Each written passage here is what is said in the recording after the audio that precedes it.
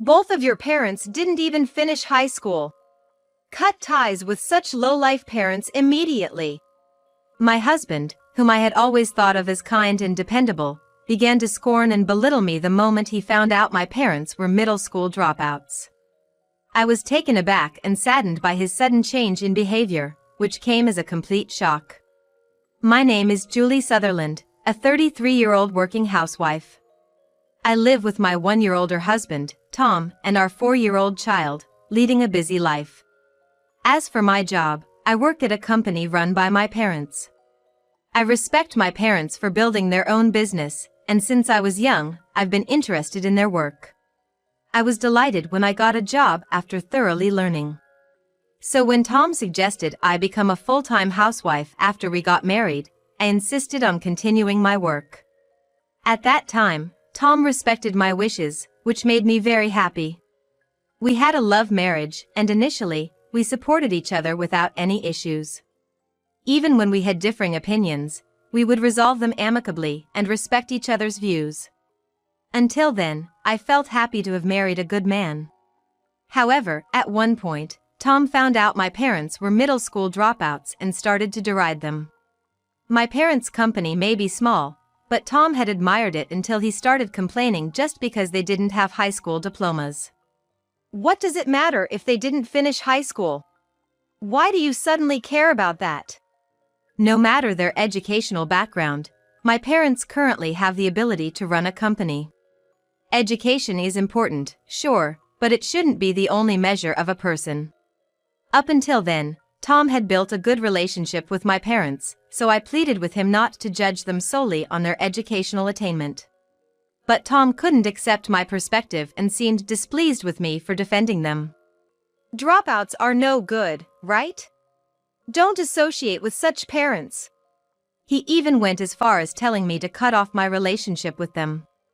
Without reconsidering his grudge against people without a high school diploma, Tom became even more stubborn and our relationship worsened. Moreover, from this time on, he began to strongly insist that I quit my job. Especially after our child was born, he started saying it even more frequently.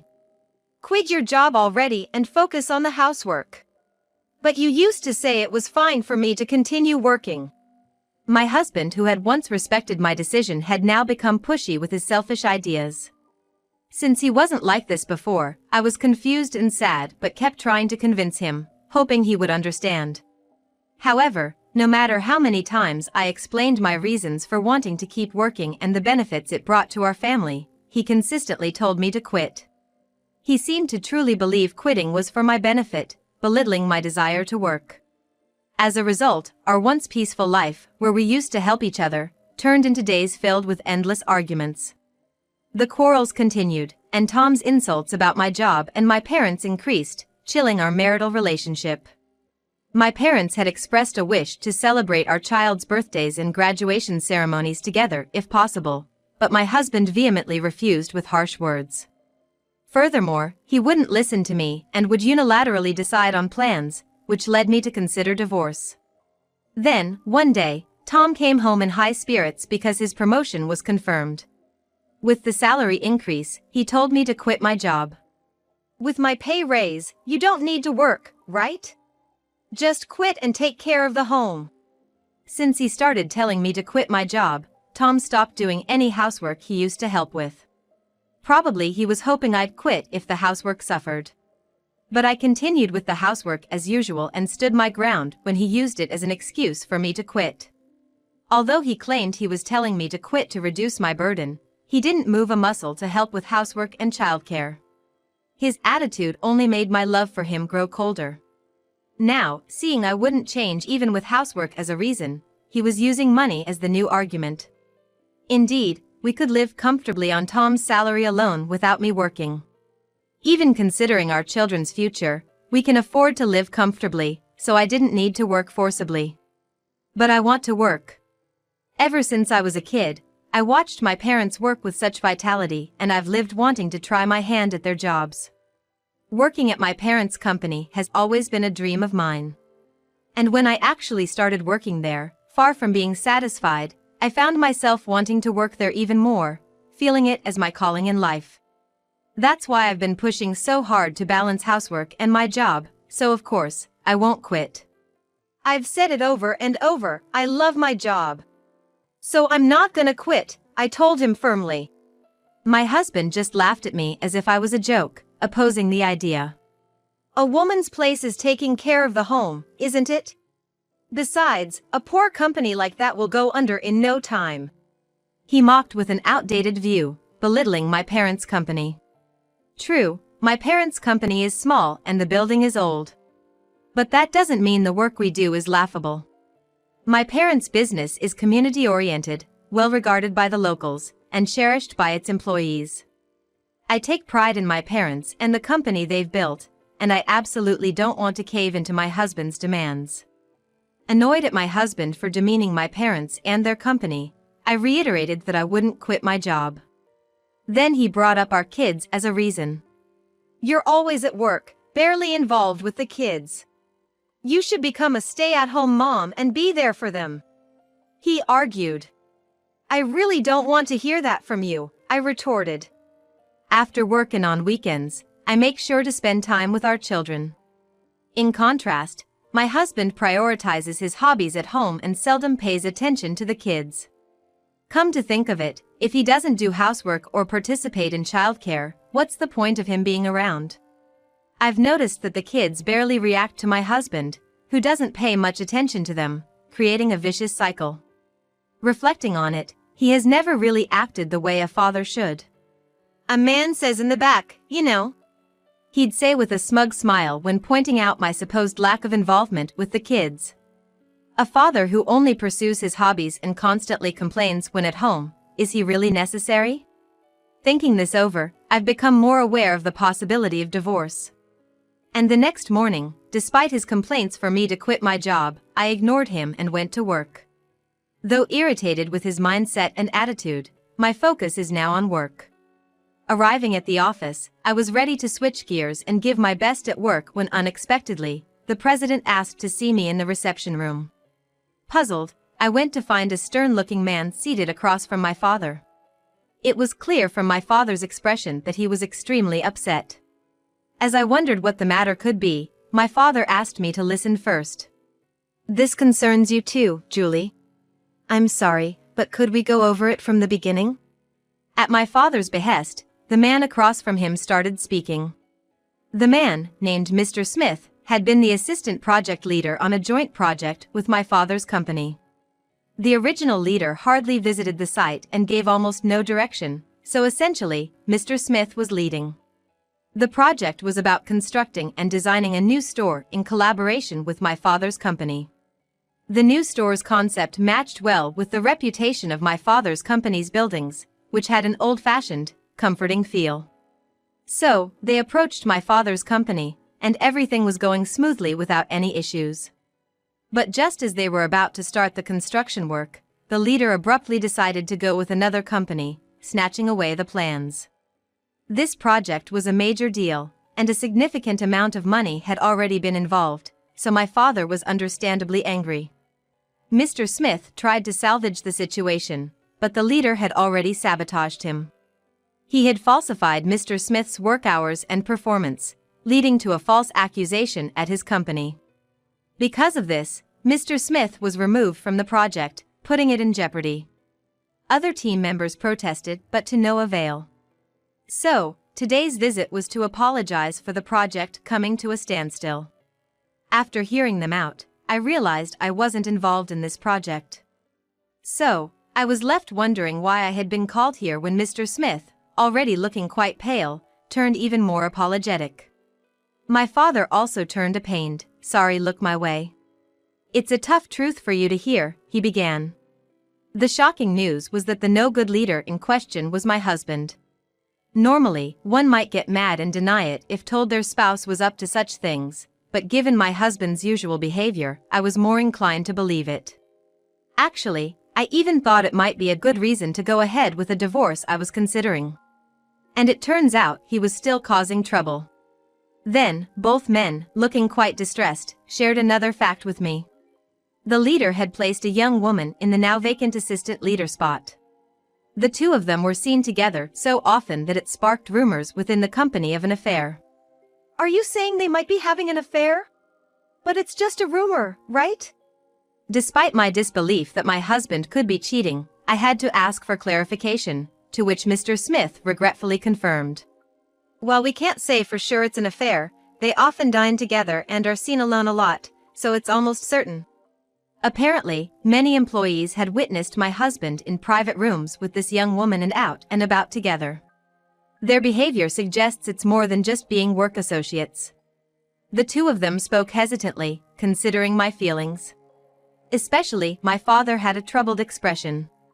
My father knew how happy I seemed before and at the beginning of my marriage. Back then, I was all about loving my husband, so it must have been tough for him to break this news. But now, I've already got a reason for divorce, and to be honest, I'm even somewhat relieved, so the news of my husband's affair doesn't hit me hard. Don't worry about it. Things haven't been working out between us for a while, and I'm actually considering a divorce, I reassured them. When I mentioned my upbeat attitude about the divorce, my father looked shocked. If the affair is really happening, then I'll definitely be going after a fair amount of alimony, I said with a smile, and Mr. Smith seemed to regain some of his spirits. Actually, I'm thinking of reporting to the company what the leader of this project's team has been doing. If things go well, I believe we can continue with this plan. These words seemed to give my father some energy back. The three of us then started brainstorming a plan to bring my husband down. Fueled by all the demeaning and complaining I've endured from him, and now his cheating, I was fired up to give him a taste of his own medicine, contributing plenty of ideas. And behind the scenes, while my husband went about his usual business, we were making preparations in secret. We planned to keep him in the dark until the last possible moment before confronting him all at once. At the company, Mr. Smith led the effort to gather evidence of my husband's tampered reports and to prove that the project he claimed as his own wasn't actually his work. We had all the prep work and research for the project proposal on hand, and since my husband hadn't attended the meetings, the meeting minutes proved it. We submitted all this evidence along with a letter of protest from the entire team, and the company decided to conduct a factual check before giving my husband a chance to explain. As for me, I hired a private investigator to look into the affair. While waiting for the results, I tried checking his personal belongings. When I looked up infidelity countermeasures on the internet, it seemed that people who were cheating were often found out because they had items that hinted at the existence of someone else. So I decided to take a look through his bag, coat pockets, and dresser drawers to see if I could find anything. Thinking the more evidence of the affair, the better, I searched carefully without his knowledge but found nothing that seemed like proof of infidelity. I had expected to find women's items or telling receipts, but there was nothing, not a trace of another woman. This made me half suspect that the affair was just the imagination of the witnesses. But later on, when I saw the investigation results, it was clear my husband was indeed guilty. There were photos of my husband with a younger woman looking intimate, arm in arm, and even entering and exiting a hotel together. With my mind already set on divorce, I thought this was almost convenient. I realized then that I had no lingering feelings for him. Since I no longer regretted the decision to divorce him, I started packing my things so I could leave the house at any time and was waiting for the right moment to tell him. Meanwhile, my husband, oblivious to everything, was in a good mood about a potential promotion, persistently telling me to quit my job and continuing to belittle my parents. I kept responding as usual until one day, he lost his temper in a way I'd never seen before. You really won't listen to me. You always put your parents first. We're married, you should be prioritizing your husband, he shouted. But it's his fault for belittling my parents and dumping all the housework and childcare on me without lifting a finger to help. How am I supposed to rely on someone who's too busy to help when I ask? I almost sighed out of frustration at my do-nothing husband who only complains. Plus, he never listens during discussions, just gets angry when things don't go his way. Quick to anger and quick to insult my folks. Who would stand by such a partner? He wasn't like this in the early days of our marriage. I feel sad thinking about how things used to be. Up until now, I tried not to be too harsh with him because we were living together, but with divorce on my mind, I didn't hold back. Then maybe you should finally stop badmouthing my parents. And you just dump all the housework and childcare on me. What kind of husband are you? And with that, I confronted him directly for the first time. Not liking my stance one bit, my husband turned even redder with anger. Shut up. Listen here, don't ever bring your parents to any family functions again. We're married, I won't even allow you to contact them. If you don't like it, then it's divorce, he yelled. My husband, disliking my defiant attitude, threatened me with divorce as if to intimidate me. He thought I would be afraid of divorcing him, which just made me feel dumbfounded. Despite him never really acting like a husband, I wondered how he could say such things with so much confidence. Though I was internally rolling my eyes, I kept a solemn face and asked him, "Are you okay with that?" When he mentioned divorce, I felt a surge of relief inside, thinking I could easily get one, but I kept a serious face as I sought confirmation. Perhaps thinking I was distressed by the idea, he looked a bit smug as he replied, "Yeah, you'd be lost without me. I'm quite the catch, but who'd look twice at a stubborn and dull woman like you?" He seemed to think that I would be unable to fend for myself after the divorce. And even went on to mock my age and personality, suggesting I wouldn't be able to remarry. Facing his gloating smile, I calmly showed him the completed divorce papers. "Understood. Then please sign the divorce papers." "What? Are you serious? You'd be in trouble without me, right?" Shocked that I was considering divorce, he asked again, as if still trying to intimidate me. I retorted, loaded with all the frustration I'd accumulated. "Life is easier without you around. It's exhausting to be with someone who does nothing but complain." It's better not to have someone who doesn't help out with the family and just struts around. Life would clearly be more enjoyable without him, so I'd prefer it if he were gone. His displeasure at my seemingly happy reaction to the divorce only made him angrier. "I'd be better off without you too." In response to my words, he hastily signed the divorce form. The next early morning, I took the kids and the divorce papers, packed our bags, and left the house. I had already informed my parents the day before, so we immediately went to their place. They had been made aware of my intention to divorce, so everything was set up for us to live there, and we were able to move without any panic. That day, my husband not only lost the promotion he had been looking forward to but also his affluent lifestyle. Upon arriving at work, he was promptly called into the conference room, where he was confronted about the allegations Mr. Smith and the others had raised. In the conference room were the team members who had accused him and the young female employee rumored to have had an affair with him. "What's this all about, all of a sudden?" he asked, thinking it was a work-related discussion until he realized there was an auditor present, which rattled him. He was questioned about the project and his work behavior, and though confused, he tried to bluff. "What are you talking about? This plan is definitely my work. Stop with these baseless accusations." "But you can explain the details of this project plan, right?" However, with the evidence Mr. Smith and I had compiled, he couldn't explain the project plan he had claimed as his own. It was no surprise since he hadn't created it nor had he reviewed the content thoroughly. When questioned about the project plan, he couldn't explain anything, whereas Mr. Smith could respond perfectly. Therefore, he couldn't prove that he hadn't stolen the credit and found no way out of his predicament. He was told that his promotion was off the table, and although he protested angrily, he was not taken seriously. Then, he was further grilled about the affair, and the confrontation with the young female employee ensued. She hadn't been briefed about the meeting and quickly slipped up. "He said he'd give me favorable treatment in my job if I went along with it.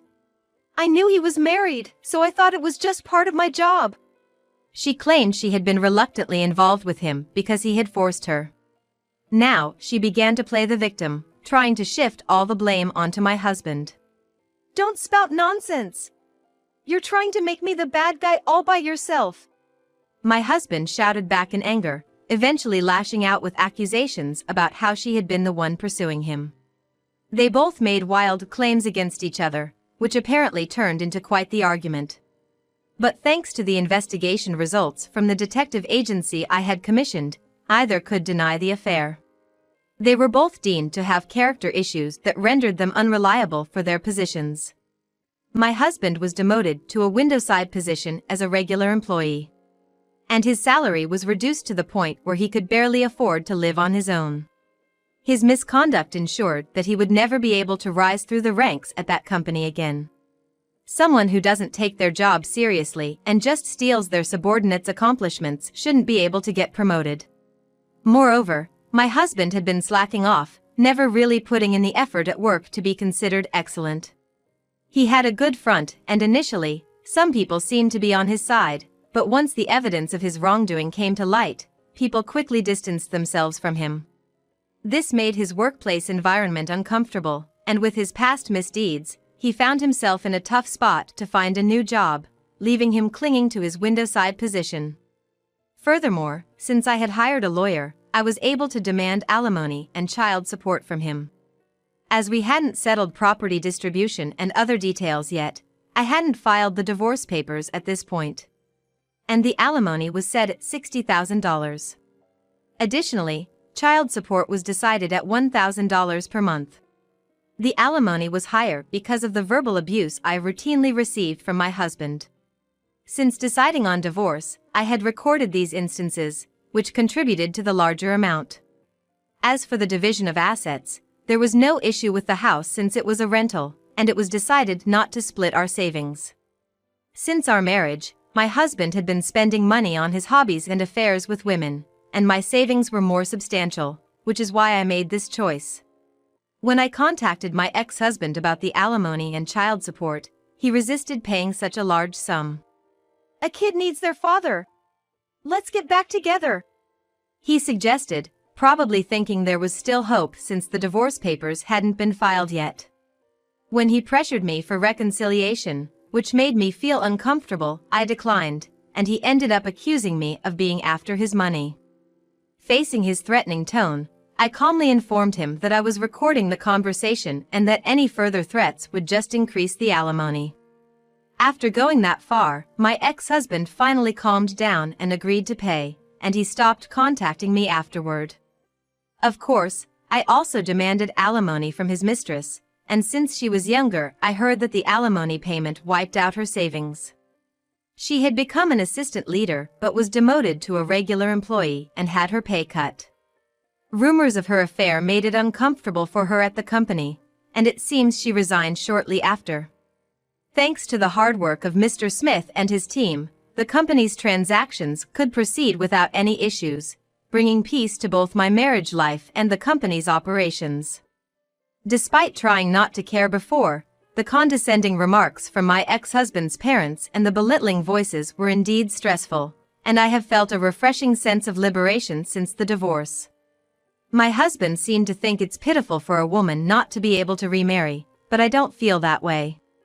My children, too, haven't shown any sadness about their father's absence. Instead, they seem to laugh more at home than they used to. Observing my children's happiness, I'm confident that divorcing was the right call, and lighter in spirit, I dedicate myself to work and parenting today.